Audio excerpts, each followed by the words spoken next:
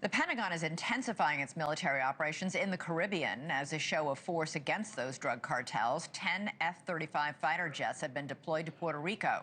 The jets will join U.S. warships who are already in the region positioned near Venezuela.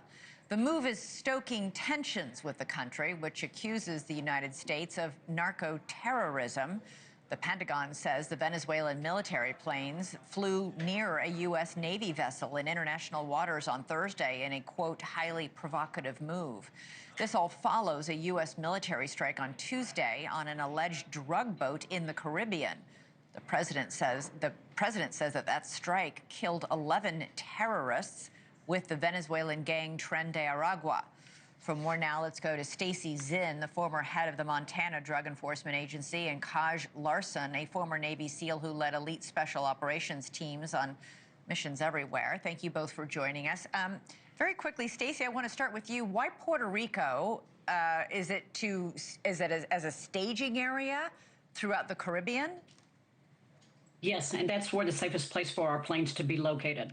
Yes, because it's an American territory, but what do you expect those fighter jets to be able to do from there? Do you know?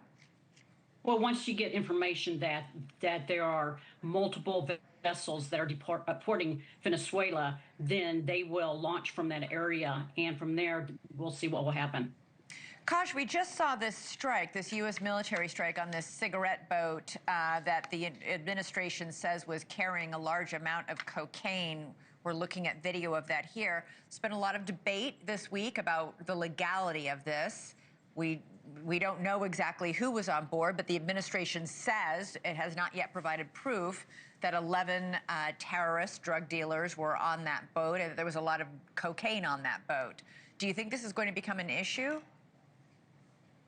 What I'd like to do is take the kind of long view historical perspective of that, and that's going back many decades, the U.S. military has understood the nexus between terrorism and narco trafficking. We have a long precedent of targeting narco traffickers who engage in terrorist operations. And so this strike is really nothing new. There is, of course, a political dimension to everything these days. But I would say in this particular case, us on the military side have spent a lot of our careers, especially in the special operations community, processing counter-narco-terrorism. And when you make the argument that cracking down on these gangs, and by the way, you say Tren de Aragua is a narco-terrorist threat. I mean, this is not just some criminal gang. This is a bigger criminal enterprise. Absolutely, and you nailed it exactly. They're designated as an FTO, a foreign terrorist organization, and I spent my 13-year career in special operations hunting down foreign terrorist operations. And to sort of further illuminate this nexus between special operations and the military and counter-trafficking just shows I think Stacy would agree, our long, very close relationship working with the DEA on these kind of operations. When I was in Afghanistan, I actually lived in Osama bin Laden's former guest house with 2 DEA agents, and we spent our days going after Taliban operatives who were distributing heroin to the world. Stacy, President Trump says that the president of Venezuela is the leader of Tren de Aragua. Do you know what he's talking about? Is that, I mean, what do you know from your background in drug enforcement? Well, you go back to the history. Hugo Chavez was the leader back then. When he left, Maduro took over in 2013. They have always been the leaders of the drug trafficking in their area. They have military support. They've teamed up with the FARC. They teamed up with Cartel de los Soles, now TDA. They are actually overseeing the movement of the drugs. They're allowing drugs to come to their country.